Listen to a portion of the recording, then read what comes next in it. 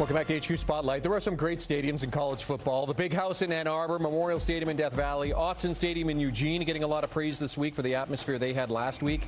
But Neyland Stadium in Knoxville, one of the best and loudest. When you get over 100,000 people together to cheer on the Volunteers, it's going to be loud. This week, fans getting their voices ready because Alabama coming to town. And our Josh Pate will be there. His whole new Saturday tour crew set to soak in the entire atmosphere. And Josh has given us his loudest college football stadiums. And look who's at the top. It is Neyland Stadium. Death Valley there at number 2. Autzen Stadium at number 3. And Happy Valley and Bryant-Denny rounding out your top 5. But we want to talk about Neyland. Let's welcome in our Josh Pate for more on the big game this week. Let's start with what's in store at this loudest stadium in college football, according to you. Both Alabama and Tennessee lost 2 weeks ago, Josh, then avoided scares last week, winning their games by a combined 8 points. Where are these two teams as they enter this one? Searching, Jeremy. They're searching. They're not great. They're not bad. They're just searching. They're somewhere in between. The thing about being a good team and not a great team is you're capable of everything. It's a total grab bag of potential results. Good teams can play great, i.e. Alabama against Georgia in the first half. Good teams can play bad. Bama against Vanderbilt. And we've seen Tennessee do the same things. We've seen them blow teams out. We've seen them get shut out in the first half in 2 consecutive weeks. But I don't want to sell on either one of them. I mean, we're talking so bad about these teams, and yet it's a top 10 matchup. And you and I both know the talent profile of these teams is such that we could see what we see every year, and that is some team around Halloween, a little bit later, they end up, boom, they just click into place. And by Thanksgiving, you and I are sitting here on CBS Sports HQ saying, can you believe this is the same team that was written off a month ago? Well, I think one of these teams will end up being that. This result, conveniently, will probably go a long way in deciding that. Yeah, you take a look at the SEC standings. Texas A&M, Texas, LSU, the remaining undefeated teams. But both teams enter this one with 5-1 records. Someone is coming away with a second loss this season, Josh, and someone will fall 2-2-2 in SEC play. So, does that make this a college football playoff elimination game for you? I don't think it does either way. You saw the graphic there. Alabama statistically with a much better chance to make the playoff right now than Tennessee. And you know my proclivity to avoid playoff talk in October entirely. But we got to acknowledge now there's a lot riding on this game in terms of playoff implication. But I may be in the minority here. Who knows? But I disagree that this is an elimination game for either one of them. Because as far as I could tell, Tennessee's still got a game against Georgia coming up.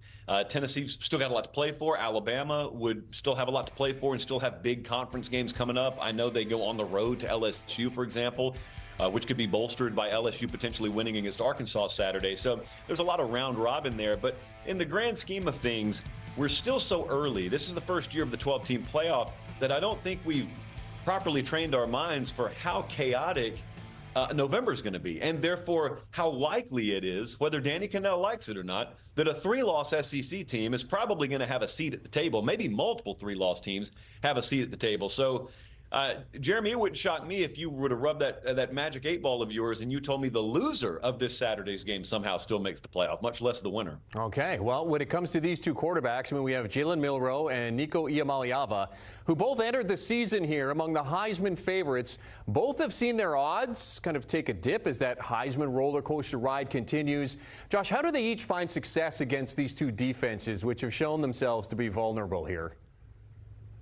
The first is Nico. I mean, that's been a situation where you're watching him and you know the physical tools are there. Mentally, they love that kid there. They love him having the C on the chest, captain of the team and everything. It's just you're trying to wait for the result to catch up to those tangibles and intangibles. And here's what's dangerous about someone like that. I thought Cole Kubelik over at the SEC Network actually did a great job earlier this week of breaking down how there's a difference in there being a flaw in scheme versus there just being a flaw in execution. Scheme is going to last the entire season. That's a big problem. They've had more flaw in execution, which means, Jeremy, we could have that click moment that we see a lot of times with these kind of quarterbacks where all of a sudden they find it and guys go from missing balls off the fingertips to catching balls, and guys go from fumbling the mesh to taking it and splitting the hole for 23 yards in a first down, and you start to get that rhythm like we've seen a Josh Heupel offense have before. Now on the other side with Milroe, people can down South Carolina all they want to. That's the best pass rush he'll see all year. It just so happens South Carolina's got the best pass rush in the league this year, I think. And that's not to excuse things away, and they ended up winning the game last week. But he looked very indecisive in his reads and his decision-making for good reason. I don't know that Tennessee puts that on him as much, and Neyland Stadium's a big factor here, and that offensive line protecting him's a factor, but there are plays to be made against that Tennessee secondary. If it does come down to explosive plays being the most important stat in this game, I do trust Milroe and Alabama's offense to generate more of those. All right, so the Tide are road favorites by less than a field goal, so it's expected to be a tight one, as you would expect. Josh, who will be smoking cigars after this one on Saturday? Slight lean Alabama, Jeremy, because of what I just said. I think the explosive play rate is going to be the determining factor, the padlock stat, if you will.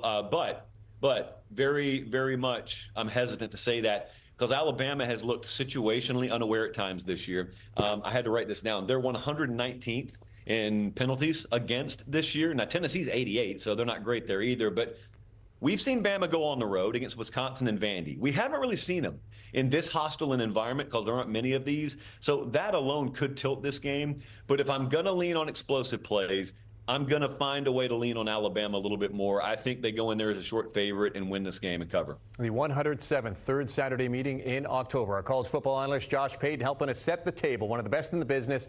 Big afternoon at Neyland Stadium coming up on Saturday. And for more from Josh Pate, be sure you're checking out Josh Pate's college football show Tuesday, Thursday, and Sunday at 8 p.m. Eastern Time. You can bet he's going to have a breakdown on his Thursday show. You can catch it live on YouTube.